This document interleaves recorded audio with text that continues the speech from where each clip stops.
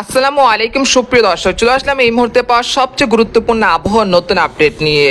এবার তৈরি হতে যাচ্ছে শক্তিশালী নিম্নচাপ, যার ফলে আগামীকাল থেকে টানা 3 দিন বাংলাদেশ এবং পশ্চিমবঙ্গের একাধিক জেলায় ভারী থেকে অতি ভারী বৃষ্টিপাতের সতর্কতা জারি করেছে বাংলাদেশ ও ভারতীয় আবহাওয়া দপ্তর।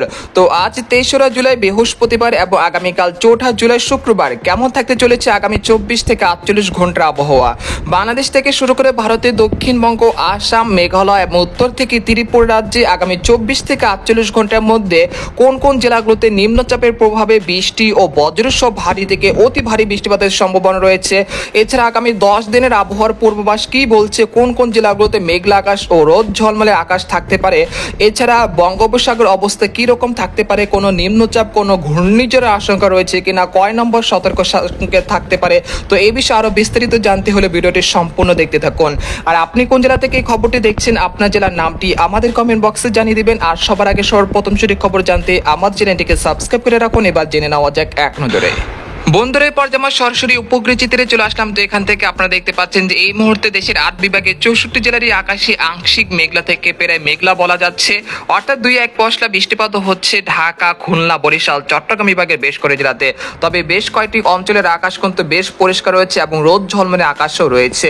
এছাড়া বঙ্গোপসাগর অবস্থান বলতে গেলে এই মুহূর্তে বঙ্গোপসাগর বেশ উত্তাল রয়েছে, সেই জন্য দেশের সকল সমুদ্র বন্দরগুলোকে 3 নম্বর স্থানীয় সতর্ক সংকেত অব্যাহত রাখা হয়েছে।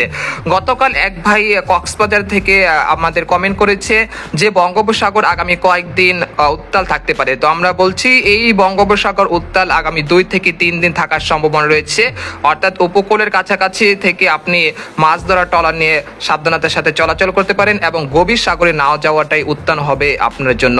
আর এখানে দেখতে পাচ্ছি যে দক্ষিণবঙ্গের কথা বলতে গেলে এই মুহূর্তে দক্ষিণবঙ্গের কলকাতা, কলাঘাট, হলদিবাড়ি, পূর্ব ও পশ্চিম মেদিনীপুর, চন্দ্রনগর, শান্তিপুর, কাটোয়া, শিউরি, দুর্গাপুর এইসব জেলা 2-1 স্থানে বিক্ষিপ্ত আকারে 2-1 পশলা বৃষ্টিপাত চলছে এই মুহূর্তে। তবে সিলেট বিভাগের কথা বলতে গেলে এই মুহূর্তে সিলেট বিভাগের প্রত্যেকটি জেলারই আকাশে বেশ পরিষ্কার রয়েছে, তবে 2-1 স্থানের আকাশ আংশিক মেঘলা থেকে মেঘলা রয়েছে।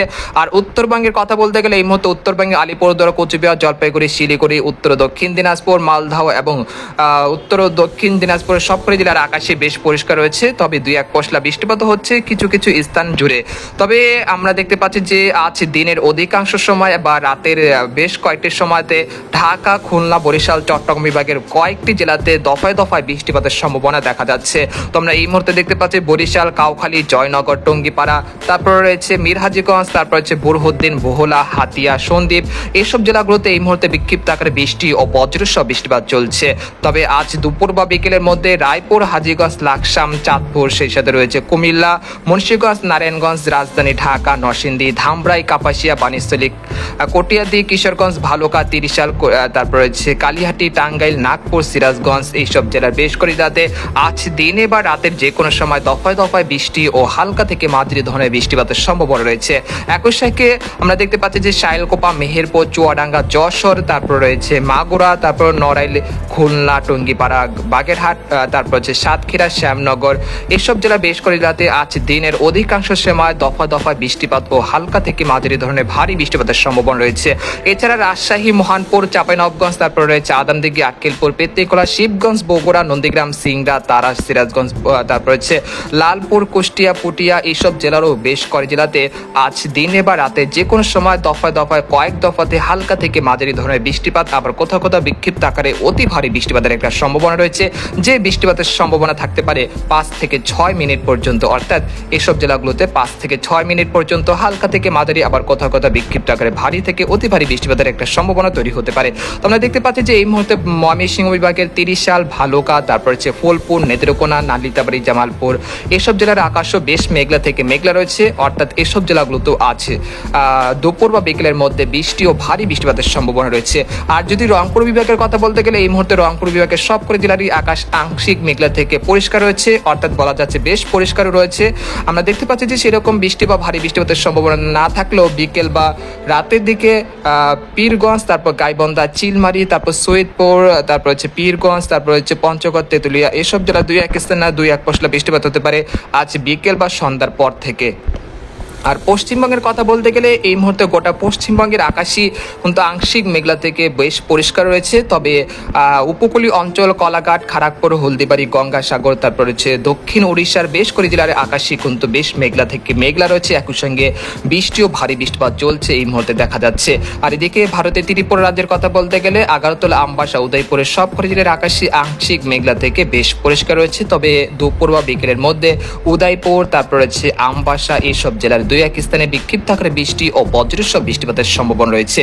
আর আমরা যদি বাংলাদেশের দক্ষিণাঞ্চলের চট্টগ্রাম বিভাগের কথা বলতে গেলে আমরা দেখতে পাচ্ছি যে এই মুহূর্তে কুমিল্লা, ফরিদগঞ্জ, মতিরাট, নোয়াখালী, ফেনী, ব্রাহ্মণবাড়িয়া এইসব জেলার আকাশ কিন্তু আংশিক মেঘলা থেকে পরিষ্কার রয়েছে। তবে ফরিদগঞ্জ, চাঁদপুর, রায়পুর, হাজীগঞ্জ, লাকসাম, নোয়াখালী এইসব জেলার দুই এক স্থানে দুই এক পশলা বৃষ্টিপাত হচ্ছে এই সময়। আমরা দেখতে পাচ্ছি যে দিনের অধিকাংশ সময় বা রাতের যে কোনো সময় এইসব জেলাগুলোতে বৃষ্টি ও ভারী বৃষ্টিপাতের সম্ভাবনা রয়েছে।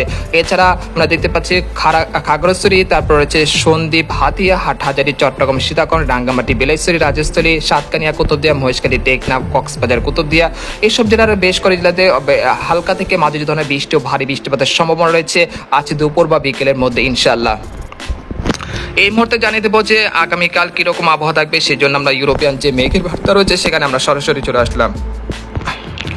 তো তার আগে আপনাদেরকে জানানোর চেষ্টা করব যে একটি নিম্নচাপ তৈরি হতে পারে। সেই নিম্নচাপের ফলে কিন্তু আগামী 5 থেকে 6 তারিখ পর্যন্ত টানা ভারী থেকে অতি ভারী বৃষ্টিপাতের সম্ভাবনা রয়েছে দেশের মধ্য অঞ্চল এবং দক্ষিণাঞ্চল এবং পশ্চিমবঙ্গের বেশ করে জেলাতে। তো আমরা দেখতে পাচ্ছি যে শনিবার থেকে এই বৃষ্টিপাত চালু হতে পারে। সেই বৃষ্টিপাত কিন্তু টানা 3 দিন দেশের মধ্যে অবস্থান করবে। কোথাও কোথাও বৃষ্টি ও ভারী বৃষ্টিপাতের সতর্কতা রয়েছে এই নিম্নচাপের কারণে।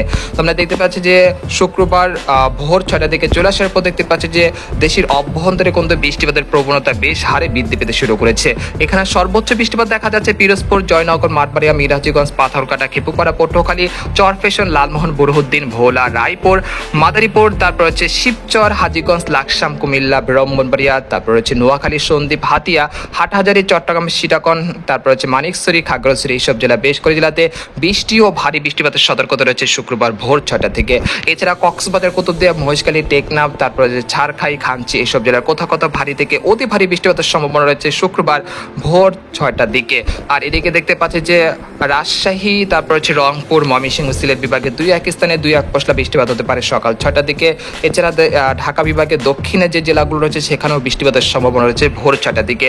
আর এদিকে দেখতে পাচ্ছি কলকাতা, চন্দননগর, কলাঘাট, তারপর হচ্ছে হলদিবাড়ি, পূর্ব পশ্চিম মেদিনীপুর, খড়গপুর, আরামবাগ, তারপর রয়েছে বর্ধমান, শান্তিপুর, দুর্গাপুর, বানকুলিয়া, কাটোয়া সবকটি জেলারই আকাশে কিন্তু আংশিক মেঘলা থেকে বেশ পরিষ্কার থাকার সম্ভাবনা রয়েছে সকাল 6টার দিকে।